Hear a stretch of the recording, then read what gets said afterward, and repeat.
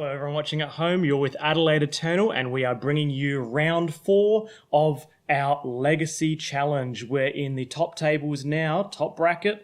I'm Sarven McLinton and I'm in the booth with Jackson the McCall-Pearce. What's up everyone? So this matchup we have Simon Hall on the right and he is on mono red sneak attack. And on the left is the repeat offender himself of the Hall of Heroes, it's Sarven McLinton. So Sarven, tell us about your deck. So I am on Bug Delver, and this came about because I was playing Grixis Delver for basically, if you just look at all the past videos, I'm just on Grixis Delver all the time. Yeah. I just want to play like the best deck in the format and just keep getting heaps of reps in on it. And then I lost to David Bemmy in the finals of the last Legacy Challenge, and he was on check pile. And I got so badly wrecked, I was scarred. And I was mentally traumatized by that defeat. And I'm like, okay, in order to learn how to beat my enemy, I must become my enemy. And so I built check pile. And so I played check pile for a while. And then I wanted something to break the mirror. And I made Punishing Walkers, which is check pile, but with 2 or 3 punishing grows, 2 or 3 Grove of the Burn Willows, and 2 or 3 punishing fires, and they just like wrecked the creature matchups. It was so good. But then I kept losing to combo, and then I had to go, oh, maybe we've got to go up to 2 Thoughtseize in the main. I just kept going around again and again and again, and every single time I'm like, the deck would just be better if it had a Delver Secrets in it. My deck would be better if it had Wasteland. The deck would be better if it had Days, Like, I just wanted to go back to the Delver Wasteland Days package. And every time I did that, it kept drawing me back to Grixis. But then I was like, what do I actually like out of check pile? And I like Hymn to Turak. Hymn to Turak Yeah. is just so nasty. Such a nasty good, card. right? And so when I saw that, I'm like, okay, well, if I really want to play this because I want to play him, and him's better than Cabal Therapy, the Cabal Therapy interaction, then, because you're not going to play both, so then what shell fits around that? And Bug fits around it. So in short, my main deck is Bug Delver, and your goal is to tempo them, so you just land your turn 1 threat, or a turn 2 Tarmogoyf, and hymn them and daze the stuff they do and ride it to victory. And then game 2, everything becomes different because in the sideboard are all the cards that I wanted to play in check pile, and I just want to put in the sideboard. And so you just have a transformative sideboard and you go Jace, Lily, and become this control deck. Yeah. Sounds like you've put a lot of thought into your deck choice for today, so I'm looking forward to seeing it in action. Speaking of thought, Simon Hall is playing the list that Luke McLaughlin and he brewed up, and the 2 of them entered as a team, both of them on the same 75. It is this mono-red sneak attack deck, and it's all about exactly that, being mono-red and being sneak attack. So the sneak attack lets you play Emrakul, and that basically wins a game when it's off sneak. It lets you play Grizzlebrand, which lets you draw more cards, and then sneak attack the other things that you drew. And the next turn, obviously, because you've already attacked. Yep. And then what else do we... Oh, no, you can actually do it on the same turn. That's fine. And then it can also do this weird thing where it like actually hard casts something, and it can hard cast Inferno Titan quite consistently, and it has a single combustible Gear Hulk in it too. Yeah. I don't know, just I guess standard players like to do that kind of thing. Combustible Gear Hulk, it's pretty spicy. I think it can do a lot of work. I mean, imagine flipping an Emrakul off that. Seems pretty good. I have no idea what it does, because if I don't recognize a name, it means it's not Eternal playable. If it comes up, I'll explain it. But please do, because I don't know what it does. It's got a lot of other interesting elements. Like, it's got quite a few lock pieces, including the newly printed Blood Sun. Oh, I love that. Yeah, Blood Sun seems really good with Ancient Tomb of City of Traders, actually. Yeah, Luke McLaughlin was saying that the principle was to ensure that on turn 1 you consistently deploy something, something nasty especially. Switch off fetches from turn 1. That seems really strong. Also Chalice. Sun, Moon, Chalice. There's so many things that come out on turn 1 that are really, really scary. So I guess we'll see how the game goes. I know what happens. Yep. So I won't tell you that, but we'll... I guess I'll I'll be a bit of an observer here. I don't actually know how this one plays out, so I guess I can be, shocked and awed by all the sweet plays. Well, we've just rolled our dice now. I'm on 8, so I don't remember whether I win this or not. Yes, I win it. Okay. When you're a Delver deck and you're against a deck that has this much hate on turn 1, probably want to deploy your Delver turn 1. Yep, for sure. I got to say, those sleeves, very suitable for the deck choice. Yes, very mono ready. Yeah, harnessing the red goddess herself. And this is my hand. Okay. Tarmogoyf, Hymn to Turak, double Wasteland. Yeah, I opt to keep it because I have no idea what my opponent's on. Yeah. So... No, you'd always keep that hand. Yeah. Blinds, so you'd always keep that hand. Lotus Petal, Through the Breach, Mountain, Ancient Tomb, Mountain... So like you keep that, right? You keep like double Wasteland, because I'm just going to go Tarmogoyf and Wasteland you out of the game, right? That's the plan, right? Yeah. I'm gonna legacy you, and if I'm not going to Wasteland you, then I'm going to Hymn to Turak you, right? Yeah, for sure. Hymn to Turak seems really strong in this matchup. So. I questioned myself heaps after this game where I'm like, should I have kept that? Do I keep this? But yeah, that's why I'm still questioning it. And this is why. We have a Blood Moon. Okay, so you obviously respond. No, I don't respond. Okay. I just go to the next game. Okay. Righto. All right, I wasn't expecting that. We were laughing about it because when he deployed it, I'm like, oh, that's what you're on. Okay. I'm like, go to game 2. Well, that was unexpected. Okay, so your logic behind folding there? Yeah, my logic is... I'm obviously not going to make any more game actions, so I don't want to say start playing lands and he starts to know what I'm playing. All he's seen is Verdant Catacombs. Yep. Okay. I don't know if he knows what I'm on. I know a lot of people think I'm on Grixis Delver because of obviously my legacy of Legacy Grixis Delver. Yep. So just scooping there just gives me more time. I don't want to waste time. And also I'm on the feature match, so I'm like, well, it's very clear that I've lost this game, and making someone sit through the agony of seeing me play lands and go is probably not great. Okay. But as soon as he did that Ancient Tomb, Lotus Petal, Blood Moon, I was like, well, I know exactly how I'm going to sideboard against you, so I don't need to play it out and see whether you've got any specific cards in your deck. Most mono-red hate decks are going to be mono-red hate and some kind of big fatty. Interesting. So you know what you're going to sideboard in? Yep, and I'll show that to the camera so we can wait for that. Right. But for Simon, I would assume that Chandra Torch of Defiance comes in because it's just another threat that's really hard to answer. Yep. And then you can also bring in Boyle, obviously, because he just assumes I'm on blue. Yep. Even seeing the Verdant Catacombs, everyone who sits across from me knows that I'm on Brainstorm in every format. Yep. I don't play a deck that doesn't have Brainstorm. I try. I do. I brew many Highlander decks, and I attempt to make decks that don't have Brainstorm in them. Which decks I'll actually play...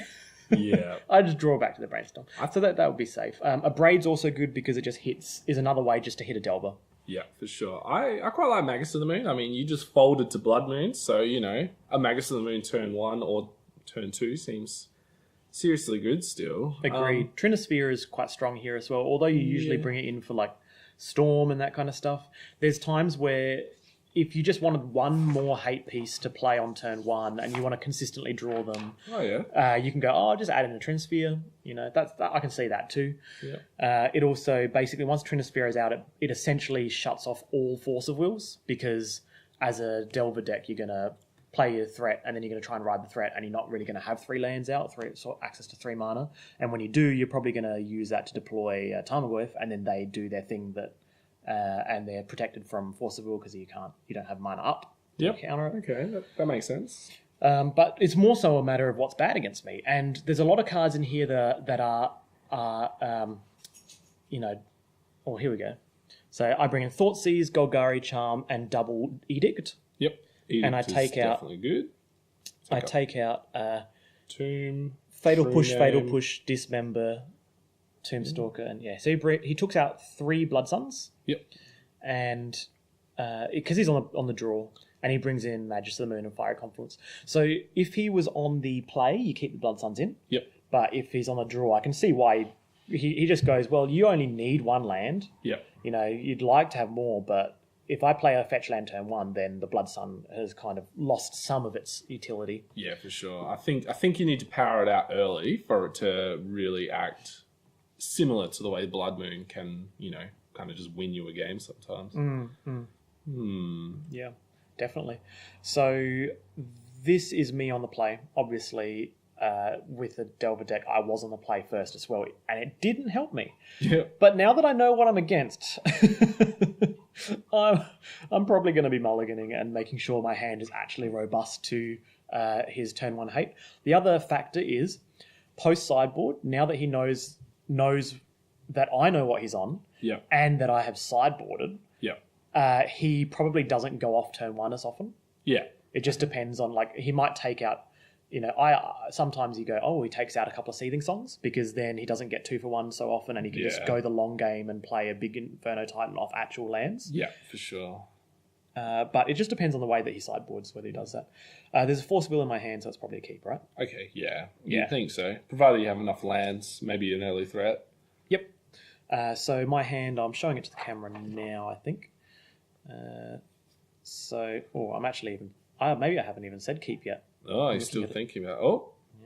Oh, that looked like you're going to put it back. Right. No, you're keeping it? Okay, double force One land, days. double force days, Tarmogoyf, True Name Nemesis. True Name Nemesis. So it's a single land, and I emphatically place it on the table because it is my only land. Yeah, okay. And it's me, hoping that I don't have to blow a Force of Will to protect my only land from a Blood Sun or something. Yep, okay. So, fetching...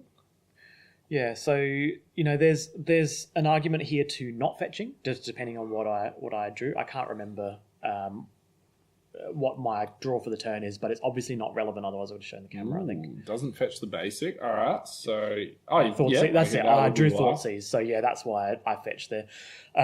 There's a lot of times where people don't fetch because they want to save their their fetch land to keep some lands in their deck. Okay. So Magus of the Moon, Sneak Attack, Grizzle Father. Okay. So he's got double City of Traders, double Mountain. Yep, okay. So even in a vacuum here, I'm pretty sure I would take Magus of the Moon because I took out 2 Fatal Pushes, remember? Yeah, sure. Yeah, Magus. Because he's coming down next turn as well, so... I mean, you do have Force of Will, but yeah. Yeah, the less I have to blow Force of Wills on, the better, right? Yeah, for sure. So I just don't want to blow them early. Okay, so he's...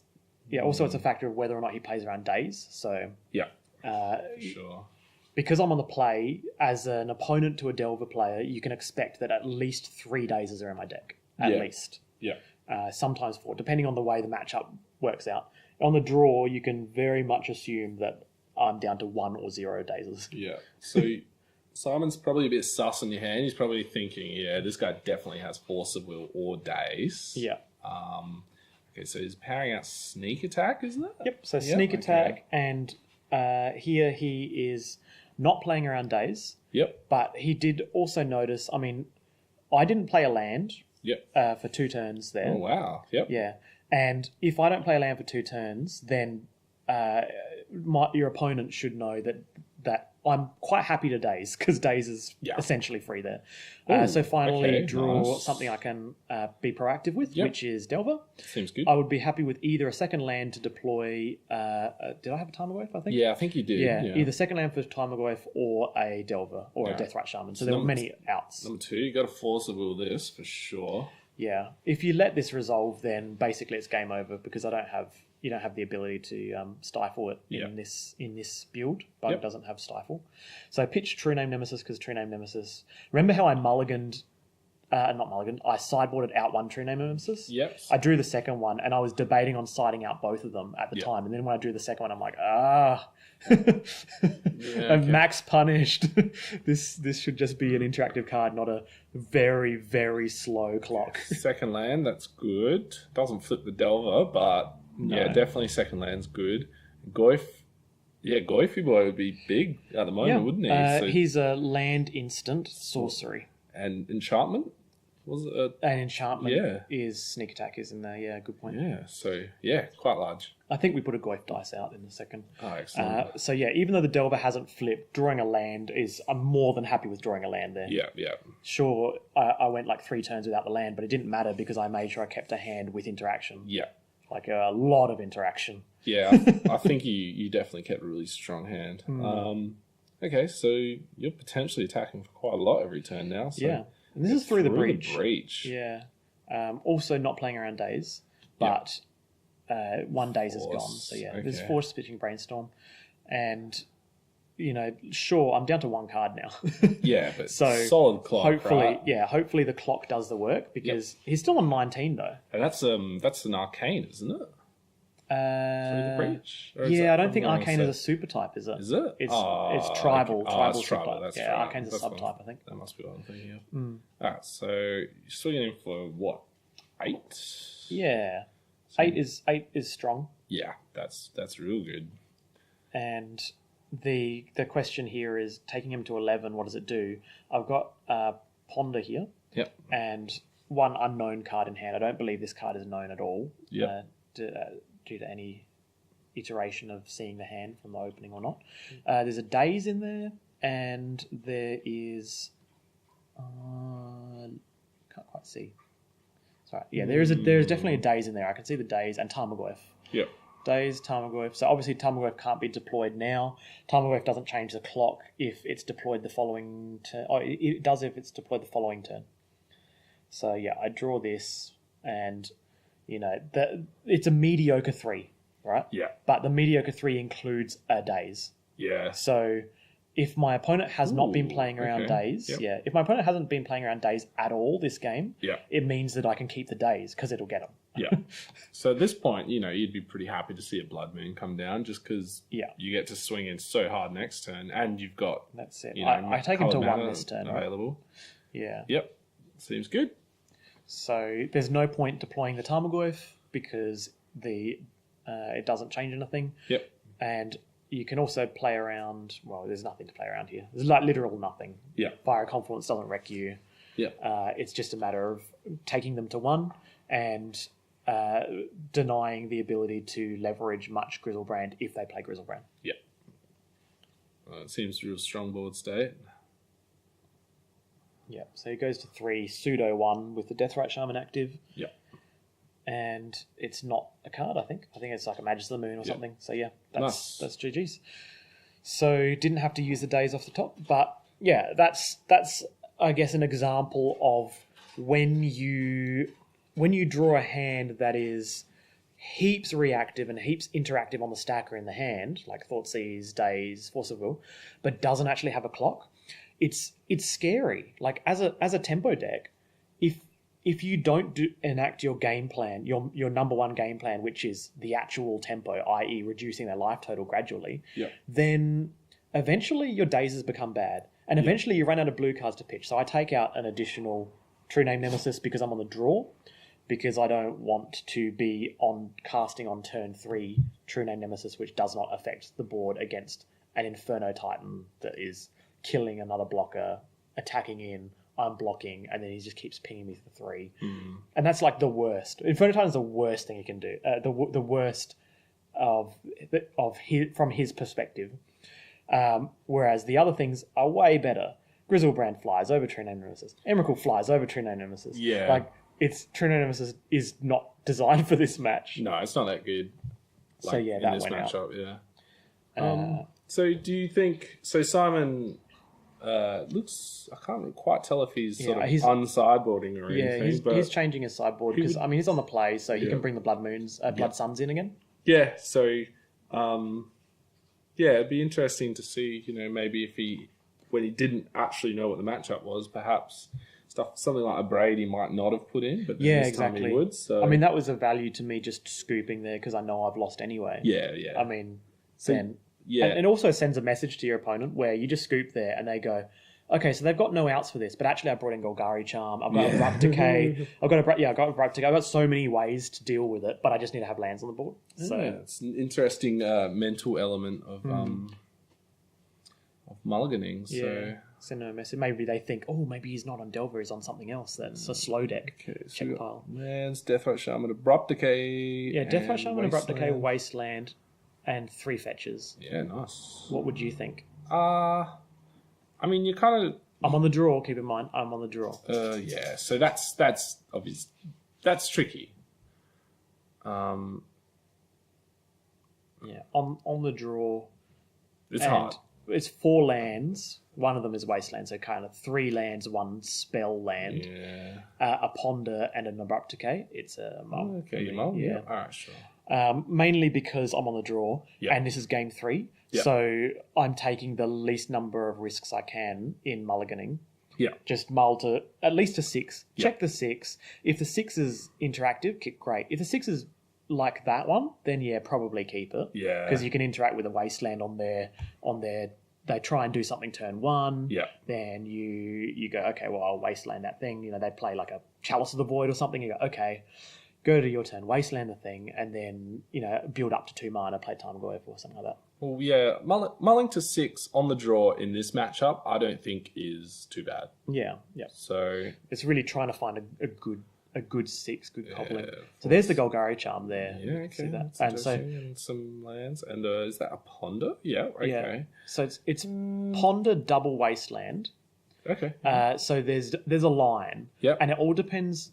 Like, I think the hand is basically the same hand I opened with, right? Yeah, And it's just 1 card less. So I could go lower, but Oh, yep. the top card is Force of Will. So if that was if that was Delver, then I'd keep it, obviously. okay. We got But here, Chalice of the Void. on 1. So okay. he now has Chalice. He doesn't know that I have Abrupt Decays in the deck, but Yeah, I now have... so this is Wasteland your Ancient Tomb, yeah. and whatever else you play next, Wasteland it again, right? But he plays Mountain, so very yep. well played, very well played. Yep. I have Tarmogoyf now, so now my plan that's- is obviously to get into the Tarmogoyf, Yep. play my worst land, which is Tropical Island, right? Yeah. You're not casting Arguably, any because I'm not playing any blue cards. I'm not playing any because all the Brainstorms and Ponders are shut off. Yeah. So I don't know if he has a Wasteland. I assume that he doesn't, but if he did, then Okay. So here's Tarmogoyf. 1-2. Yeah. Wow. The old 1-2 Tarmogoyf. And I'm just building my hand up. I don't want to cast, I don't want to cast Ponder into Chalice just to make Goyf bigger, but I will if I have to, Yeah. Like, you do what you have to do. Yeah. Well, ideally, he taps out for something, you Force of Will it, and then Goyf is suddenly a 3-4 at that stage. So Yeah, that's it. So I have Force of Will Ponder. So I'm the Ponder is earmarked Force of Will. Yeah. So basically my hand is nothing, Wasteland, hopefully hit something, and Force of Will, hopefully hit something, and Golgari Charm if I can charm a sneak attack and he taps out for it. is this what's going to happen? No, Chalice for 2. 2. Yes. Okay. Now, this shuts off the Golgari Charm in my hand, so I am conscious of the fact that I can no longer kill a Blood Moon or a Blood Sun. Blood Sun doesn't do much. Or a sneak attack. Yeah. So I'm conscious of it, but I let it resolve because there's scarier things. So I've earmarked my Force of Will for something scary. Yep. But I'm playing extremely conservatively here. Yeah. So, like, there are games where I would force that to take a risk because I expect that next turn is going to be a Wasteland. yeah, there's a Wasteland. Yeah. That I need to kill a sneak attack, for example. Okay. And keep my outs open to casting another Tarmogoyf or something like that. But yeah, so now you can see how conservative my play is, I guess. Yeah. Because I'm like, this is game 3 and I don't want to lose this. Brainstorming and it counters, but the Goyf is a bit bigger. Yeah, so Makes sense. I place the Brainstorm on the stack with the possibility that my very highly experienced judge opponent will possibly forget his trigger, but he doesn't. Yeah, someone wouldn't. Yeah. Either way, I'm like, I'm pretty sure this is just going to be Tarmogoyf +1/+1. Yeah. But let's see if he lets it go. Yeah. Hey, you got to do what you got to do. Yeah. And so the math here is swing in for 2. Next turn, cast Ponder because I didn't want to cast Ponder here because it takes me off a blue card. Yeah. But yeah, next turn cast Ponder, and then I can swing for 3s, and that's 5 sets of 3. Yeah. Okay. So That was my plan. Verdant Catacombs. Okay. And yeah, this is. But Lily. I end up drawing something better than Ponder here, which is Lily. Yeah. It's a 3-drop, so it can actually resolve. Yeah. And it's going to keep Simon's hand down. Sure, he needs a critical mass of cards, and if he doesn't have a critical mass of cards, change that. He doesn't need a critical mass of cards because he's a combo deck. All he needs is a select kind of card. You know, Yeah. a Magus of the Moon, Yeah. a Sneak Attack, or something like that. Yeah. So Lily doesn't do that much now. However, I'm thinking long term, and the first variable is I do this pre-combat because he might discard an artifact or enchantment. Yep. Seems good. So I'm trying to get a free +1/+1 without me having to discard. But it backfires because he discards Emrakul and shuffles. Yeah. Okay. Well. Okay. Yeah. That's unfortunate. So your Goyf is a 2. Yeah, it's still a 2. So it changed my math Unfortunately. dramatically. Unfortunately, it basically I lose a turn off my clock. So I believe it was it really backfired my plan. Yeah. But my original plan was to discard Ponder. Yeah. But I ended up discarding Golgari because I drew a second Force of Will this turn. Yeah. That makes So sense. I'm at Force Ponder, and now my out is he whiffs at least 2 out of 3 turns, at least 1 out of 3 turns, because I have 1 out of 3 turns to draw a second blue card. Yeah. That's the plan. And if this is not a blue card, it's a sorcery, Yep. Him. which is I a good one to discard to Lily. Yep. As much as you would like to caster him, you can't into the face of Chalice on 2. Nope. But if I can get a planeswalker or creature or artifact into the graveyard, then I will shave 1 turn off this clock. So the Lily might eventually force Simon to discard an artifact, which could be nice.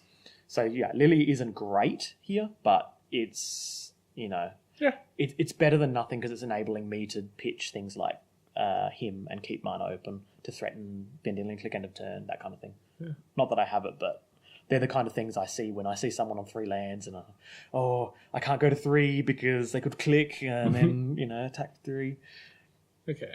It's interesting. Yeah. The thing with Simon's deck is he's just got a lot of sort of live top decks that can go kind of crazy. So, I'm very worried. Yeah. And Force Ponder in hand. I'm really, really digging to a blue card, and ever since that Brainstorm pitch, you'll notice Brainstorm wasn't pitched. Ever since the Brainstorm was cast, which was 1, 2, 3 turns ago, I have not drawn another blue card. Yeah. Okay. So I'm like, the odds of me drawing a blue card are quite high. So I'm just playing to that out. It's funny. This little Goyf, he's normally so much bigger, but he's just wrecking it. It's just done a lot of work this game. This is why I love tempo. Yeah. And this should be a big warning sign on Simon's radar, is that I didn't tick Lily up. Yeah. And I've kept 3 cards in hand, didn't tick Lily. So he's probably thinking to himself, Force Flusterstorm, Force blue card Flusterstorm is probably, if I was on the other end of the table, that's what I'm thinking. Your hand must be really, really good at stopping me from doing something. Yeah. So, but the thing is, he has to jam. Oh no, it can't be Flusterstorm because Chalice for 1. Okay, so... But yeah, click Force blue card or something. I thought... I might be wrong here, but my understanding of Flusterstorm is the storm. Oh yeah, maybe it is that. I'm not positive. I guess you don't cast it. You don't cast. Yeah. It gets counted. Yeah, it will still storm. Yeah, good point. So that the other ones. Okay, so that boosted the Goyf, which boosted your turns. Pitch Ponder, and so basically gave me 1 extra turn by countering the creature. That's good. And I do plus Lily here because I'm now up to a 3rd card, which I can pitch. Yeah. Okay, seems good. Wow. And Goyf. I now have lethal on the board. Yeah. And he needs to whiff here basically. So because lethal on the board for 4, and he goes sneak attack, 1 card in hand, ready to play Emrakul, and I'm like, there's the Force blue card. Wow. That's it. I had 5 turns to draw blue card and got there. Yeah. Wow. Yep, and that's all she wrote. So it's interesting. smash in there, and that's tempo. I feel do like- love a good tempo deck. I feel like you honestly cast 4 spells that Yeah. whole game, That's and it. you just got there. Goyf and Lily and Forcible were just so That's it. strong. You deploy a cheap threat and you Yeah. ride it to the end of the game. You just hold your opponent's head underwater just long enough for them to drown Wow. and let Yep. their body resurface seconds after they've taken in a lungful of air, a Yeah. lungful of water. Spaghetti That's- monsters under the lake now, so... All right, so hope you enjoyed that match. We will be back with round 5. We're Adelaide Eternal.